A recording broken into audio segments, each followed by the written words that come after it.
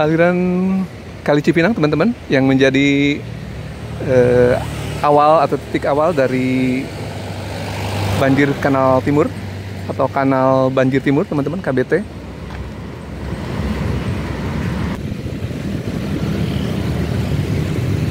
Selamat pagi teman-teman, saya sudah berada di sekitar titik awal dari kanal banjir timur atau KBT, atau sebelumnya disebut BKT, banjir kanal timur teman-teman, yang merupakan kelanjutan dari Kali Cipinang yang bermuara ke utara di sekitar Marunda teman-teman. Ini profilnya seperti ini, dan kalau kita melihat ke arah barat, nah ini teman-teman ya, ini adalah titik awal dari banjir kanal timur atau kanal banjir timur yang sempat ngehit lagi teman-teman ya karena ada pembangunan Sadetan Ciliwung teman-teman. Nah, bicara mengenai banjir kanal timur atau kanal banjir timur, ini dimulai pembangunannya teman-teman dari era Orde Baru, di mana fase yang paling lama adalah tentu saja pembebasan lahan ya, yang terus berproses hingga fase konstruksi teman-teman ya. Jadi karena area yang dibebaskan adalah lebar dan panjang teman-teman ya, jaraknya juga sampai mungkin belasan atau puluhan belasan kilometer barangkali ya, hingga ke ujung utara Marunda. Nah itu trasenya adalah berdekatan dengan batas Pemprov DKI Jakarta dengan wilayah Pemprov Jawa Barat teman-teman ya. Jadi jika teman-teman melintas dari Jakarta ke Bekasi, akan lihat bahwa trase dari BKT atau KBT ini adalah berbatasan langsung dengan wilayah Bekasi atau wilayah Jawa Barat teman-teman. Nah ini penampakannya seperti ini teman-teman ya. Jadi cukup lebar dan sebagian ada merupakan semacam sempadan yang terdiri dari tanah ya. Jadi seed file tidak berhubungan langsung dengan air, tapi ada semacam sempadan yang berupa dinding tanah teman-teman ya. Nah ini teman-teman penampakan ke arah barat yang mengarah ke Sadetan Kali Ciliwung. Jadi sebelumnya memang sempat ada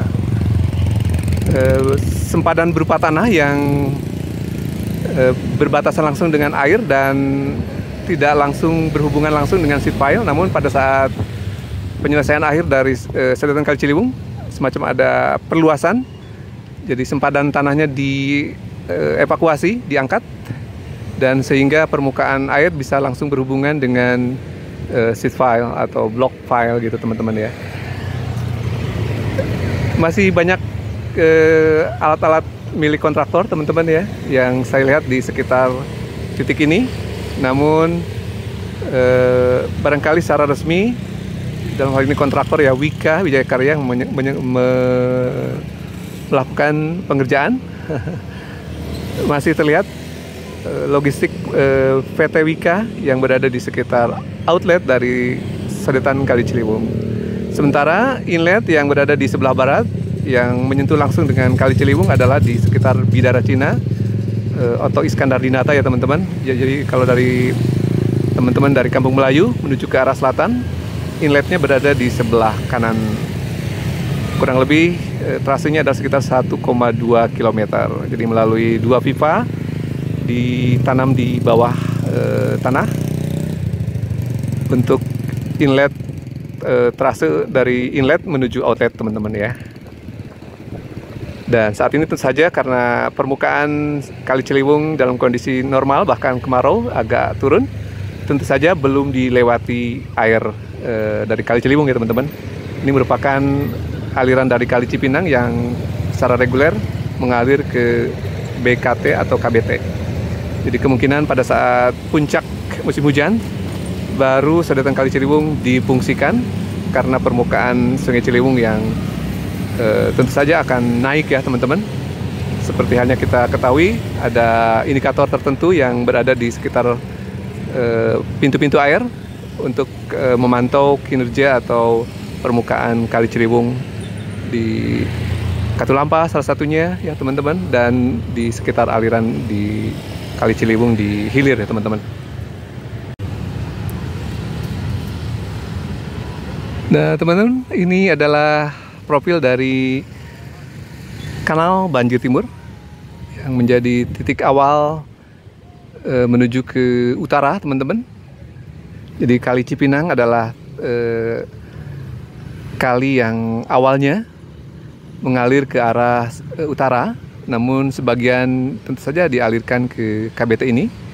Ada penandanya di depan saya, ada gedung Institut Transportasi dan Logistik milik Trisakti ya teman-teman.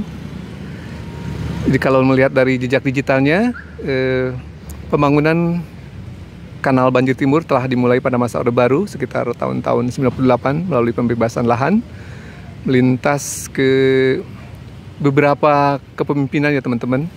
Bahkan tentu saja lintas Pak Harto, kemudian Pak Gus Dur, kemudian Ibu Megawati, ke Pak SBY, dan kalau tidak salah tuntas sekitar pada tahun 2011-2012 teman-teman ya.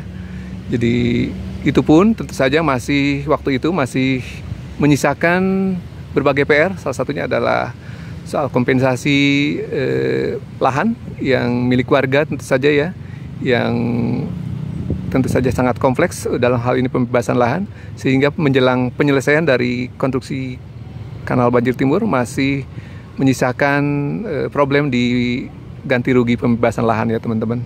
Jadi masih bermasalah sehingga menjelang selesai tentu saja dari KBT ini.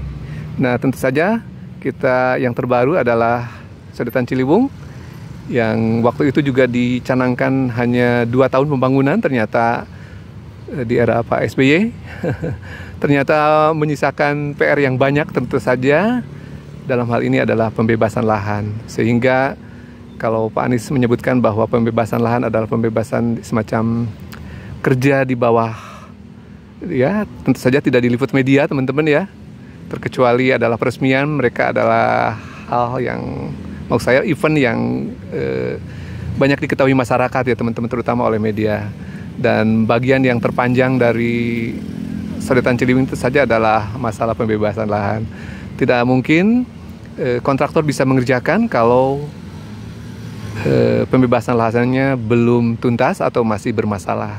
Dan faktanya pada bulan Juli 2021 hingga Juli 2023 proses pengerjaan lanjutan dari pembangunan Sodetan Ciliwung yang mangkrak di tahun 2015 bisa dimulai kembali konstruksinya. Artinya memang sebelum Juli 2021 sudah ada proses lanjutan dari pembebasan lahan yang sempat bermasalah di pengadilan, baik pengadilan umum, yaitu pengadilan negeri, maupun di pengadilan tata usaha negara, yang dikabarkan sampai ke kasasi di tingkat Mahkamah Agung. Dan porsi Pemprov DKI adalah bertugas untuk membebaskan lahan, dan yang terjadi adalah pada tahun 2019 Pemprov DKI Jakarta di bawah kepemimpinan Pak Anies Baswedan mencabut memori banding di tingkat kasasi di tingkat Mahkamah Agung, sehingga proses pengukuran lahan, penggantian ganti rugi lahan bisa dimulai sehingga konstruksinya